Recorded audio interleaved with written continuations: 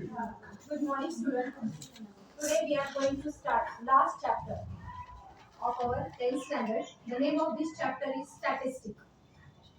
Students, statistic means what? In Marathi, statistic means सांख्यिकी. In this chapter, we will learn measures of central tendency. त्या central tendency मध्ये आपण काय शिकणार आहोत? तो how to find mean, how to find median, and more from grouped frequency table. As well as in this chapter, we will learn graphical presentation of statistical data, histogram, frequency polygon, pie diagram. Okay, statistic is not only useful for mathematics. Statistic is the branch of mathematics, not only branch of mathematics. It is useful for many other fields like agricultural, economics, commerce, medicines, botany, biotechnology, physics, chemistry, education, sociology, administration, etc. And experiment can have many outcomes. Francis Galton, this is the name of mathematician. His period होता 1822 to 1911. Has done much fundamental work in statistics. He used to prepare questionnaires, distribute them among peoples, and request them to fill them up. He collected information from number of peoples. हे जे आहेत Francis Galton हे जे great mathematician होते त्यांनी statistic मध्ये खूप छान योगदान दिलेलं आहे. तर त्यांनी अनेक प्रकारची माहिती लोकांकडून नंबरच्या स्वरूपामध्ये गोळा केलेली आहे. Like and dislikes, for example, बघा, and recorded their backgrounds. ती जी मॅथमॅटिकल माहिती जी पीपल्स कडून गोळा केलेली आहे ती कशाच्या रिलेटेड होती तर त्यांच्या बॅकग्राऊंड विषयी रिलेटेड होती. As well as financial situation, त्यानंतर डिसलाइक, त्यांना जे आवडतं नाही आवडत, likes dislike, health etcetera on a large scale. By that time it was known that fingerprints of different people are different. He collected fingerprints of a large number of people and invented method of their classification. म्हणजे अनेक लोकांचे त्यांनी काय घेतले fingerprints घेतले आणि त्याचं पण त्यांनी काय केलं होतं क्लासिफिकेशन केलं. Now come to the main point. What is the statistic आणि या चॅप्टर मध्ये आपण काय शिकणार आहोत तेही आपण पाहिलं. We usually find a specific property in the numerical data collected in a survey that score have a tendency to cluster around particular score. This score is a representative number of the group and the number is called measures of central tendency. काही विशिष्ट हेतूकरिता आपण काय केले जातं सर्वे केले जातात. आम्ही teachers लोक सुद्धा काही अनेक वेगवेगळ्या प्रकारचे सर्वे करत असतो.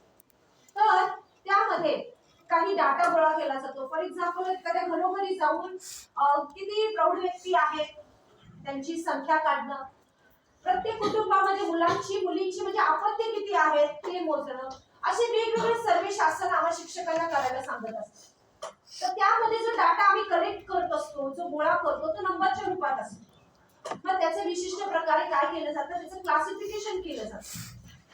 मग त्याचं व्यवस्थित डिस्ट्रीब्युशन केलं जातं. मग ते जे काही कलेक्शन असतं ते नंबरच्या रूपात असतं. फॉर एक्झाम्पल जर आपण एका गावामध्ये गेलो, समजा शिवरी गावामध्ये गेलो, शिवरी गावामध्ये गेल्यानंतर एक पहिलं कुटुंब घेतलं, त्या पहिल्या कुटुंबामध्ये समजा 2 अपत्य आहेत, मुलगा मुलगी काही असेल. दुसऱ्या फॅमिलीमध्ये गेलो 3 आहेत, तिसऱ्या फॅमिलीमध्ये गेलो 1 आहे, चौथ्या 2, तिसऱ्या 5, 2, 1, 3 अशी आपण 100 फॅमिलीमध्ये गेलो आणि हे माहिती डाटा काय केला आपण कलेक्ट केला. हा जो डाटा आहे बाळांनो तो सगळा नंबरच्या रूपात असतो. इन अ स्टॅटिस्टिक हा जो डाटा असतो त्याला म्हणायचं डाटा, त्याला काय म्हणायचं नंबर. तो नंबरच्या रूपात असतो आणि त्याच्यामध्ये हे जे नंबर्स असतात त्याला नंबर न म्हणता काय म्हणणार आहोत आपण स्कोर म्हणणार आहोत. काय म्हणणार आहोत स्कोर. येतं लक्षामध्ये. आता जर सपोज 100 फॅमिली मध्ये मी गेल्या 100 फॅमिली मधून मी असे नंबर्स कलेक्ट केले तर एक नंबर असा असतो की तो इतर नंबरचं काय करत असतो लीडरशिप घेत असतो. म्हणजे लीडर ॲज अ लीडर असतो तो, म्हणजे सगळ्यांसारखाच असतो तो. इतर बाकीचे जे नंबर्स असतात ते त्याच्या भोवताली एकवटलेले असतात, त्याच्या भोवताली कॉन्सन्ट्रेट झालेले असतात. फॉर एक्झाम्पल बघा ऍटम माहिती आहे सगळ्यांना, स्ट्रक्चर ऑफ ऍटम मध्ये असतो कोण न्यूक्लियस आणि त्याच्या भोवताली पण फिरत असतो इलेक्ट्रॉन. सेम एक नंबर स्टॅटिस्टिक मध्ये हा जो आहे त्या डाटा जो कलेक्ट केलेला आहे असा नंबर आपल्याला काढायचा असतो की त्याची टेंडन्सी असते, सेंट्रल टेंडन्सी. इन मराठी त्याला केंद्रीय प्रवृत्ती असते त्याची, की बाकीचे जे डाटा असतो, बाकीची जी माहिती असते गोळा केलेली नंबर असतात ते सगळे त्या नंबरच्या जवळपासच असतात. असा कोणता नंबर आहे म्हणजे त्याला आपण मीन म्हणूया किंवा त्याला ऍव्हरेज म्हणूया, की असा कोणता नंबर आहे की तो आपण काय करू शकतो, लगेच फाइंड आउट करू शकतो. तर तो जो नंबर आहे त्याला म्हणायचं व्हॉट, सेंट्रल टेंडन्सी. याच्या लक्षामध्ये त्या नंबरलाच काय म्हणणार आहोत आपण, central tendency, measure of central. आता हा नंबर फाइंड आउट करण्यासाठी आपल्याला तीन टेंडन्सीचा उपयोग केला जातो. पहिला आहे मीन, दूसरा आहे median. In a ninth standard we have learned about this mean, median and mode. These are the three what tendency, central tendency, and by using these three tendency आपण काय करणार, तो नंबर, तो स्कोर जो आहे तो फाइंड आउट करणार आहोत. की जो नंबर इतर नंबरच्या आजूबाजूला बाकीचे सगळे नंबर त्याच्या भोवताली इक्वटलेले आहेत, तो नंबर फाइंड आउट करण्यासाठी आपल्याला या तिघांची गरज असते. येतं लक्षात. Now first we will see what is meant by mean. In Marathi mean means what, मध्य. त्याला काय म्हणायचं, मध्य आपण शिकणार आहोत. मराठी त्याला मध्य असं म्हणतात, त्याला सरासरी असं म्हटलं जातं, and in English in simple language average. Okay, in 8th standard we have learned about this and also 9th standard. So how we will find mean? Suppose एक मुलगा आहे आणि त्याने काय केलेलं आहे, 7 दिवसामध्ये त्याला बुक रीडिंगची फार आवड आहे आणि त्यांनी काय केलंय, रीडिंग इज व्हेरी इम्पॉर्टंट, बरोबर आहे. सो प्रत्येकाने तुम्ही अभ्यासाची पुस्तकं वाचलीच पाहिजे, पण अवांतर वाचन सुद्धा तुमच्या लाईफ मध्ये असलं पाहिजे, कारण नक्कीच त्याचा उपयोग तुम्हाला होणार आहे. आणि या एज मध्ये तर तुम्ही 8th स्टँडर्डची मुलं आहात, या एज मध्ये तुम्ही काय मोटिवेशनल बुक्स वाचले पाहिजे. फॉर एक्झाम्पल विश्वास नांगरे पाटलांचं असेल, त्यानंतर दुसऱ्या कोण आहे, सुधा मूर्तींचे कादंबऱ्या वाचल्या पाहिजे. नक्कीच त्याच्यामुळे तुम्हाला काय होणार आहे, कॉन्फिडन्स तुमच्यामध्ये येणार आहे. थोडंसं अवांतर वाचन, जमेल तेवढी पुस्तकं, जेव्हा जमेल तेवढं पान, रोज एखाद्या पुस्तकाचं एखादं दुसरं पान तुम्ही वाचणं आवश्यक आहे. नक्कीच त्याच्यामुळे तुमची पर्सनॅलिटी डेव्हलपमेंट करायला अगदी उपयोग होणार आहे.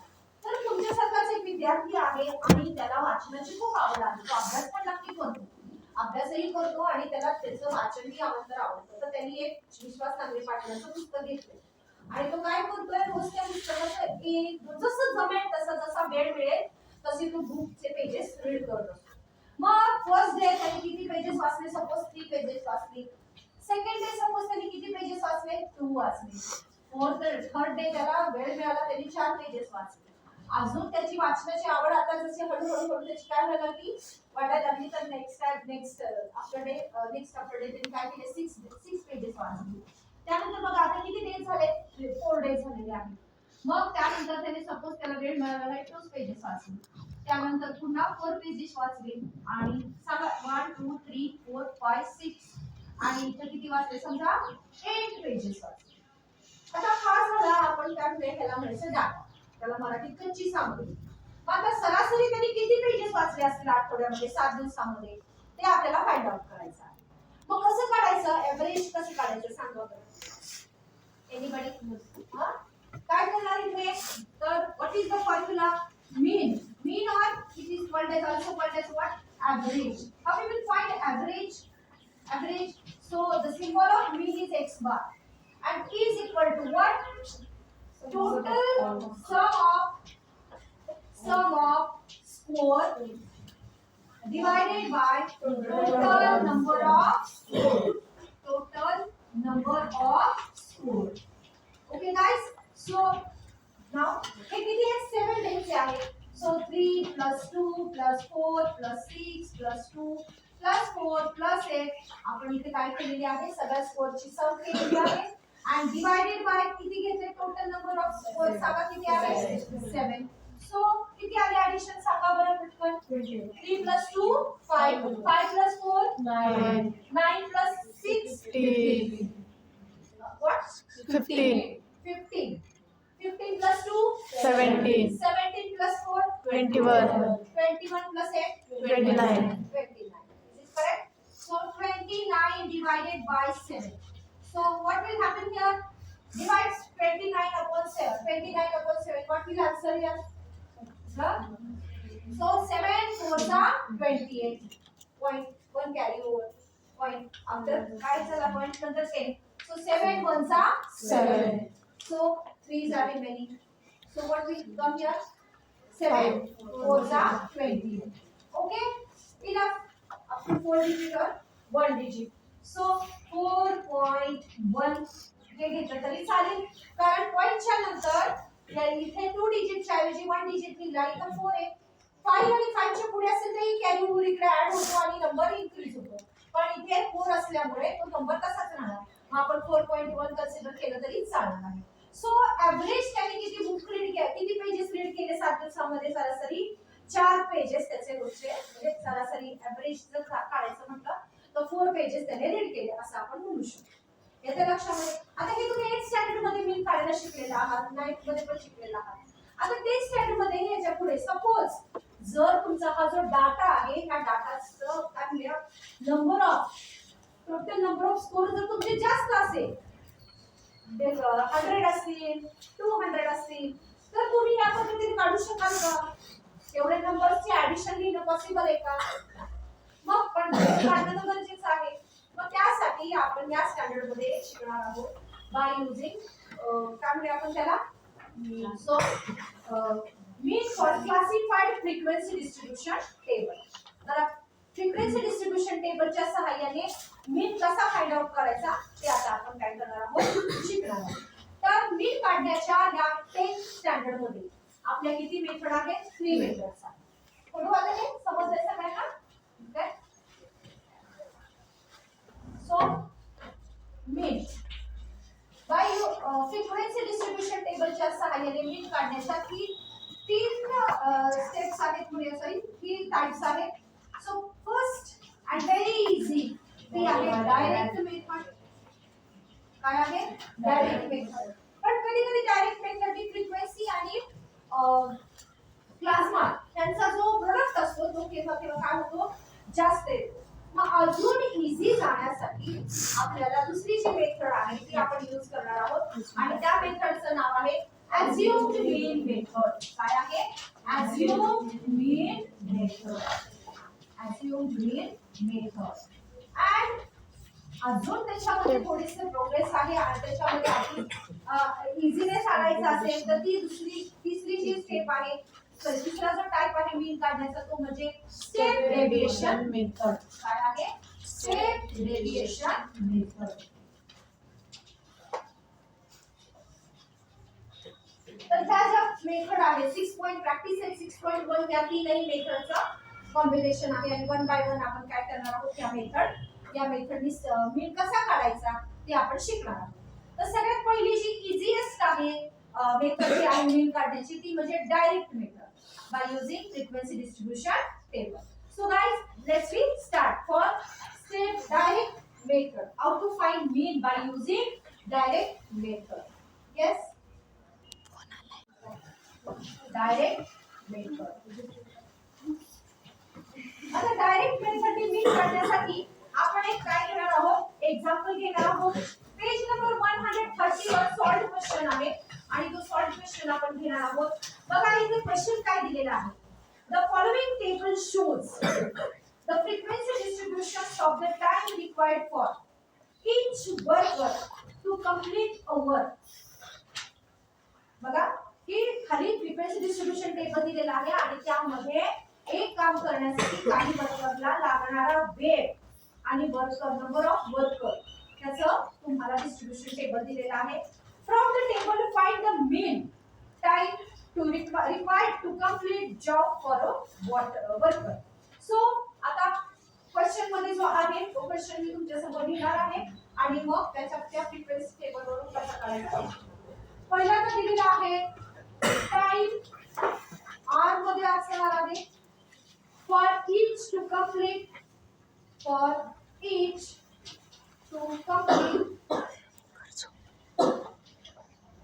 the work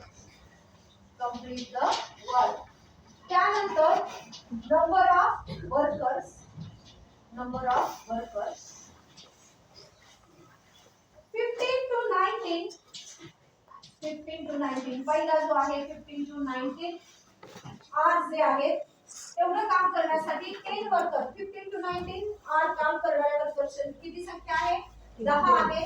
त्यानंतर 20 to 24 आर काम करणाऱ्या वर्कर्सची संख्या आहे 15. नेक्स्ट 25 to 29 एक काम करण्यासाठी वेळ लागणारे जे आहे 12 वर्कर्स आहेत.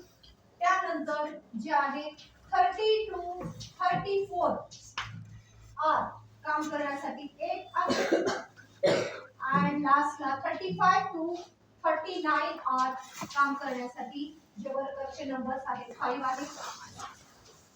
अशा प्रकारे हा तुम्हाला काय दिलेला आहे क्वेश्चन मध्ये फ्रिक्वेन्सी डिस्ट्रीब्यूशन टेबल दिलेला आहे आणि याच्यावरून आपल्याला काय काढायचं आहे मीन काढायचा आहे. कोणाचा मीन काढायचा आहे find the mean time required to complete job for workers. Okay so let's we start by using direct method. आपण कसा मीन फाइंड आउट करायचा ते आता आपण शिकणार आहोत. ओके आता ही जी इन्फॉर्मेशन तुम्हाला क्वेश्चन पेपर मध्ये असते हा टेबल असा क्वेश्चन पेपर मध्ये दिलेला असतो. हा बिलकुल आन्सर शीट वर लिहायचा नाही डायरेक्ट तुम्ही आन्सरला सुरुवात करायची. येते लक्षात. मग आन्सर कसं लिहायचं तर आता हा जो आहे टेबल बोर्डवर जागा कमी असल्यामुळे मी हा जो क्वेश्चनचा टेबल आहे तो तुमच्या समोर आपल्याला तुम्ही खोडते आणि माझ्या आन्सरचा टेबल मी स्टार्ट करते. So let's we start.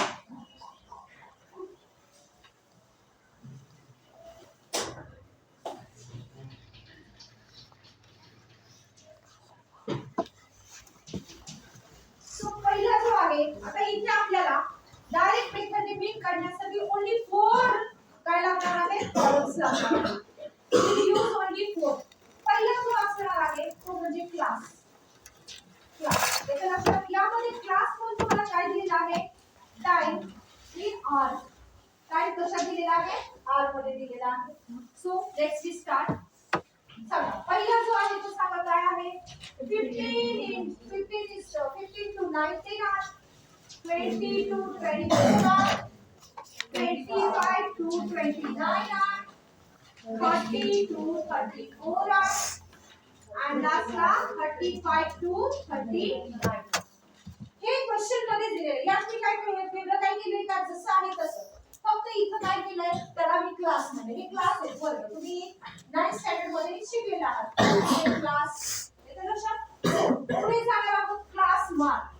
आता जर बघा आता इथं पुढच्या गोष्टी तुम्ही पाहायच्या class mark. So anybody tell me how we will find class mark. Class mark कसा फाइंड आउट करायचा. So I will tell you suppose this is a first class. आता या क्लासचा मला क्लास मार्क फाइंड आउट करायचा. मराठीत त्याला वर्गमती असं म्हटलं जातं. मग how we will find class mark. So कुठला तरी क्लास घ्या यामध्ये हा जो असतो त्याला म्हणायचं lower limit. Lower limit of class आणि याला काय म्हणायचं upper limit.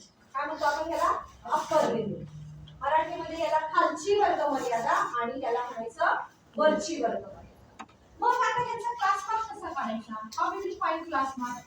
So class mark आपण फाइंड आउट करताना upper limit plus lower limit divided by 2. कसं फाइंड आउट करणार upper limit plus lower limit divided by 2. So सांगा याची ऍडिशन किती आली 34 divided by is equal to किती आलं 70. इन दिस वे आपण सेकंड पण क्लास चा काढूया class mark. So how we will find class mark second. Again तोच पण ह्या दोघांचा मीन काढायचा. अप्पर लिमिट किती होईल आहे 12 सॉरी लोअर लिमिट किती आहे 12 आणि अप्पर लिमिट किती आहे 20. So let's we find here mean of this two. 20 plus 24 divided by किती बरं 2. सो किती आली addition 54 upon 44 upon 2. So what we get here 20. आता मग मी इथे लिहितो पहिल्या क्लासचा आहे 70 आणि दुसऱ्या क्लासचा क्लास मार्क किती आहे 22. येते लक्षामध्ये 22 आहे. आता या दोघांमध्ये डिस्टन्स किती आहे किती डिस्टन्स आहे सांगा 22 - 17 किती आलं 5. मग पुढचे जे क्लास मार्क आहेत त्यांचे सुद्धा डिफरन्स तोच येणार. तुम्ही ऑलरेडी सुद्धा फाइंड आउट करू शकता 25 + 29 किती 25 त्यांचा क्लास मार्क किती आला 27 व्हेरी गुड 30 to 34 किती आला 32 त्यानंतर 35 to 39 किती आला 37 सो बघा बाळांनो 17 आणि 5 22 22 आणि 5 27 27 आणि 5 32 32 आणि 5 37 म्हणजे त्यांच्यामधलं जे डिस्टन्स आहे ते चेंज होतं का नाही तुम्ही पहिल्या दोघांचा क्लास मार्क काढला की ऑटोमॅटिकली तुम्हाला पुढचे क्लास मार्क इझिली तुम्ही देऊ शकता ओरली सुद्धा तुम्ही फाइंड आउट करू शकता ठीक आहे हा सेकंड कॉलम कळला सगळ्यांना आता थर्ड जो कॉलम आहे so in this way we find by using आता पुढचा जो कॉलम आहे तो तुम्हाला दिलेला आहे आणि तो म्हणजे फ्रिक्वेन्सी तो काय दिलेला आहे फ्रिक्वेन्सी हा आपण 9th स्टँडर्ड मध्ये फ्रिक्वेन्सी फाइंड आउट करू शकतो टॅली मार्क्सच्या सहाय्याने माहिती आहे तुम्हाला 8th स्टँडर्ड मध्ये सो ही तर फ्रिक्वेन्सी तुम्हाला रेडी मध्ये दिलेली आहे ती म्हणजे फ्रिक्वेन्सी आता यामध्ये लिहिलं तरी चालेल की फ्रिक्वेन्सीचा ह्या एक्झाम्पल मध्ये काय मिनिंग आहे नंबर ऑफ वर्कर्स काय आहे नंबर ऑफ वर्कर्स आता सांगा पहिली फ्रिक्वेन्सी काय दिली होती बाळांनो पहिल्या क्लास साठी 10 सेकंड क्लास साठी सांगा 15 थर्ड क्लास साठी 12 पुढे 8 आता इथे बघा पहिली गोष्ट 2 डिजिट नंबर आहे तर जो इथे 1 डिजिट आला की तुमचे ऍडिशन चुकू नये कधी कधी गडबडीत काय होतं तुमचे ऍडिशन चुकून तुम्ही हा 8 इकडे 1 प्लेस ला ह्याच्या 10 प्लेस ला लिहून जातात तुमची बेरीज चुकते मग छोटीशी सिली मिस्टेक होऊ शकते गडबडीमध्ये मग एक हॅबिट लावून ठेवायची 1 डिजिट नंबर असेल तर त्याच्या पुढे 0 ठेवायचं इथे लक्षात म्हणजे तुमचे ऍडिशन चुकणार नाही आणि इथे किती आलं 5 सो आता इथे आपल्याला काढायची आहे त्यांची sum so sigma F I summation तुम्हाला माहिती आहे सगळ्यांना हे समचं सिम्बॉल आहे समेशन म्हणजे ह्याची सगळ्यांची सम काढायची बेरीज काढायची त्याला दुसरं फ्रिक्वेन्सीची जी सम आहे त्याला दुसरं सिम्बॉल आहे n n means sigma F I means n येते लक्षामध्ये सो काय आहे तो बघा 5 plus 8 13 plus 2 15 15 plus 5 20 so 0 right here 0 2 carry over 2 plus 1 3 plus 1 4 plus 1 5 in this way आपलं किती आलं 15 आपला n किती आलेला आहे 15 आता पुढे जाणार आहोत आता जो फोर्थ कॉलम आहे तो आपल्याला ऍड करायचा आहे आणि तो म्हणजे काय आहे क्लास मार्क इनटू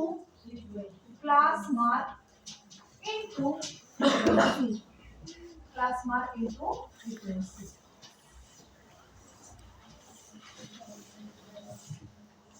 ठीक आहे आता इथे सुद्धा आपल्याला ह्यांची काय करायची आहे लास्टला सम घ्यायची आहे सो लेट्स वी स्टार्ट कोणाचं प्रोडक्ट घ्यायचं इथं 17 क्लास मार्क काय बघा आणि फ्रिक्वेन्सी ही आहे याच्या लक्षात सो 17 into 10 किती आलं 170 त्यानंतर 22 into 15 किती आलं 340 very good 12 into 27 324 8 into 32 256 very good 256 5 into 37 185 and last इथे सुद्धा यांची काय घ्यायची आहे सिग्मा एफ आय आता इथे class mark means X I and frequency is what येते लक्षामध्ये so class mark X I into F I so addition करूया इथे 5 plus 6 11 plus 4 15 okay so there 15 one get carry over 1 plus 7 8 plus 3 11 plus 2 13 plus 5 18 plus 8 27 what 26 again 2 carry over here 2 plus 1 3 plus 3 6 6 plus 3 9 9 plus 2 11 plus 1 12 so आपला इथं काय आलेलं आहे एकच minute त्याला थोडंसं इथं मध्ये झालेलं आहे sigma X I into F I किती आला प्रोडक्ट आपला 1265 okay these two terms are very important इथे ऍडिशन तुमची व्यवस्थित आहे सो आता फायनली आपल्याला फाइंड आउट काय करायचं आहे मीन करायचं आहे so by using direct method ने मीन काढण्यासाठी जो फॉर्म्युला आहे तो mean is equal to x bar is equal to what? Sigma fi xi divided by sigma f. Sigma fi. So sigma f ला तुम्ही कॅपिटल N सुद्धा म्हणू शकता. मी तुम्हाला सांगितलेलं आहे. टोटल नंबर ऑफ फ्रिक्वेन्सीला सिम्बॉल आहे कॅपिटल N. सो किती आलं सांगा? ऍडिशन किती आली ह्याची समीकरण? 1 2 5 6 divided by 65. 1265 सॉरी 1265